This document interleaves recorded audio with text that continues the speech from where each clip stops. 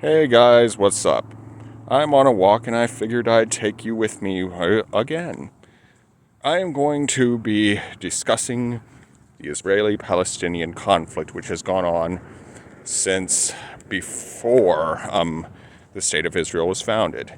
See, the Jews were actually fighting with the Arabs in what was then British Palestine well before World War II. But I'm not going to get too much into that. I'm going to talk about the present day. See, what people who are calling for a ceasefire don't realize is that there was already a ceasefire beforehand, and Hamas broke it. And you know, the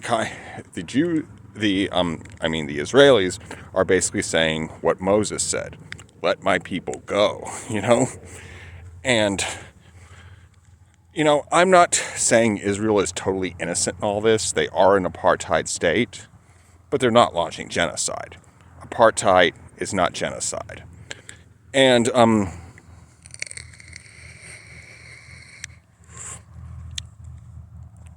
it's like the ceasefire. It's like I would like to see a ceasefire in Gaza. I really would. But I don't know if it's possible at this time because I don't think that Hamas can just be totally destroyed. But they can be crippled to the point where they can't launch something like October the 7th, at least for another, 10 years or so. Because Hamas is built upon an idea. And that idea is the destruction of Israel. And the solution to the problems in the Middle East cannot be solved with military force alone. It's just not going to happen because, that fight has been going on for generation after generation. And so far, only military methods have been used.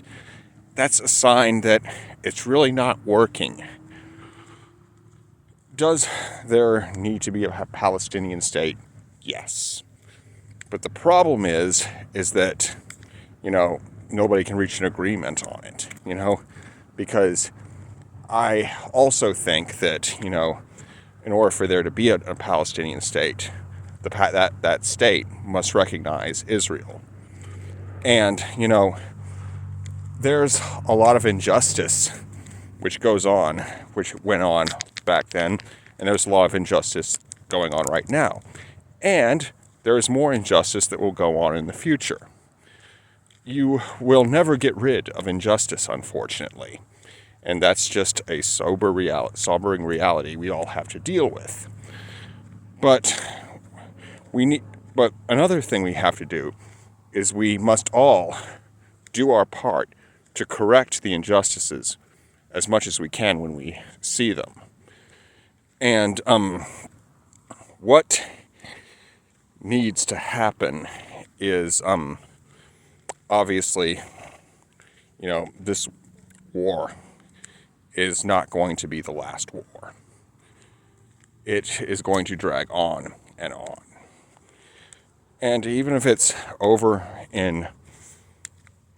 even if all this is resolved by the end of the year, it's still not going to be totally over because as the status quo goes, there's going to be another war. I guarantee it. But you don't have to be anti-Israel to be pro-Palestinian, and vice versa. I even got a shirt that said, "I stand with Israel."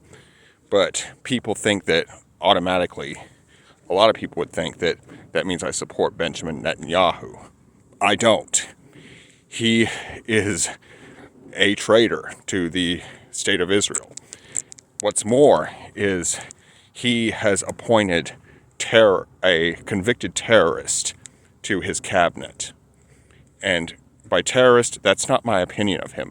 It's a fact established by the Israeli courts.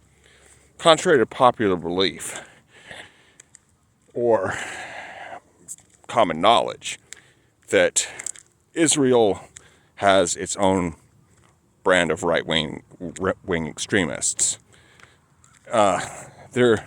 It's called Kahana. Their primary belief is basically the most extreme of these beliefs is Kahanism. If you don't know what that is, Wikipedia, Google, and Bing are all your friends. And it was founded by a guy named Mir. I may have butchered that name, Kahana. And he was basically the Jewish Hitler. He basically saw Jews as the master race. Anywhom, the issues confronting it is that we need to stop, talk, and listen.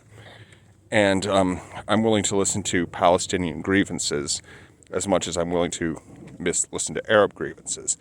Like, Hamas started this war, but Israel, every time, I'm not saying that they shouldn't defend themselves or they have a duty to do that, but it's like, as far as they need to address the issue more long term, because they may beat Hamas in this war and decimate it, but those kids have lost their parents, and those parents have lost their kids. They're not going to forget that, and if they don't do something to give these people hope, they're just going to turn into Hamas members in the future. And see, as Queen Rania said, you can kill the combatant, but you can't kill the cause. And another thing she said was that there needs to be hope for Palestine, and I totally agree with that.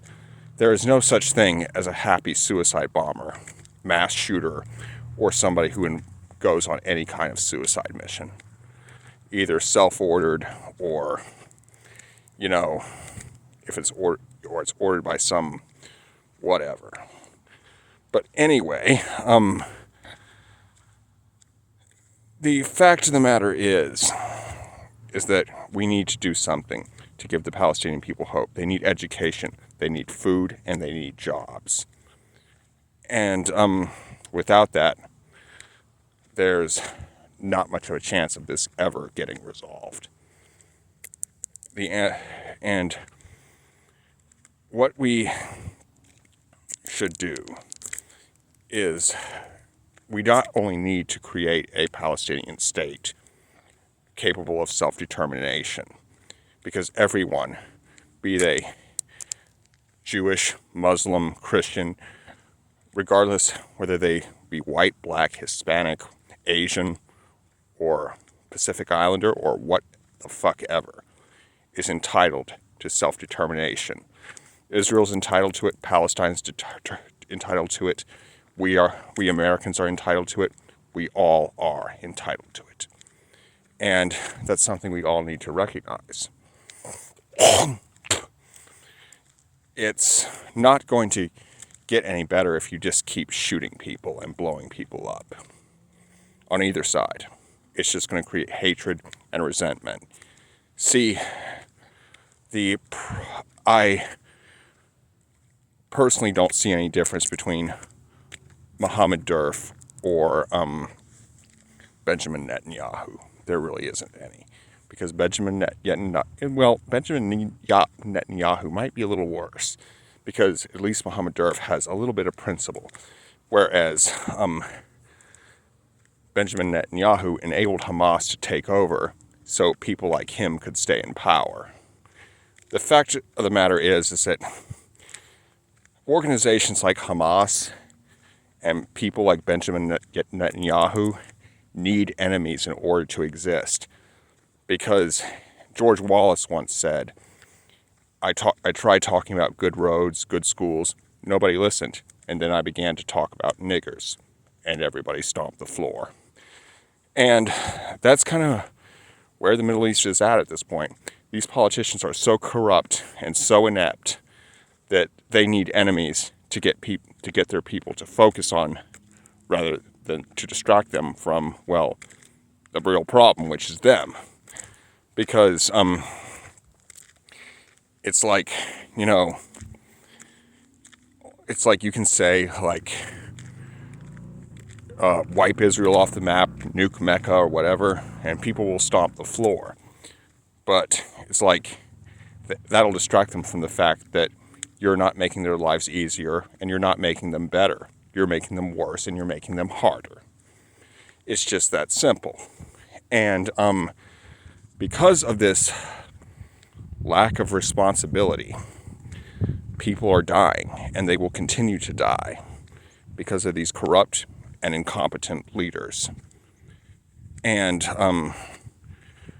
what we, as they said in that one movie, what we have here is a failure to communicate.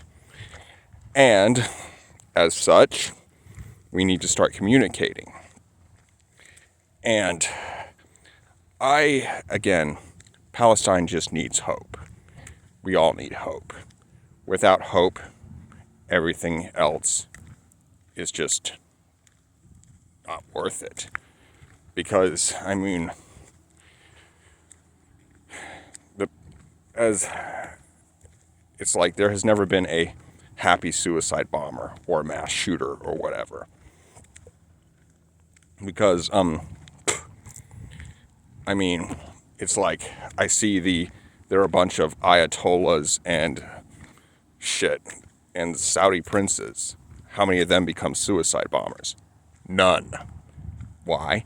Because they're happy. It's usually poor people. It's mostly always poor people. And what we need to do is we need to work with the Palestinians to raise their standard of living, raise their education levels, raise their employment rates, and things like that. And it's just like, some people will ask, can't we all just get along? And the answer is really no. There has to be hope. Without hope, you pretty much need enemies to validate your existence or blame somebody else. Anyway, that's enough for now. There will be more later. I hope you like, comment, share, and subscribe. Be good, y'all.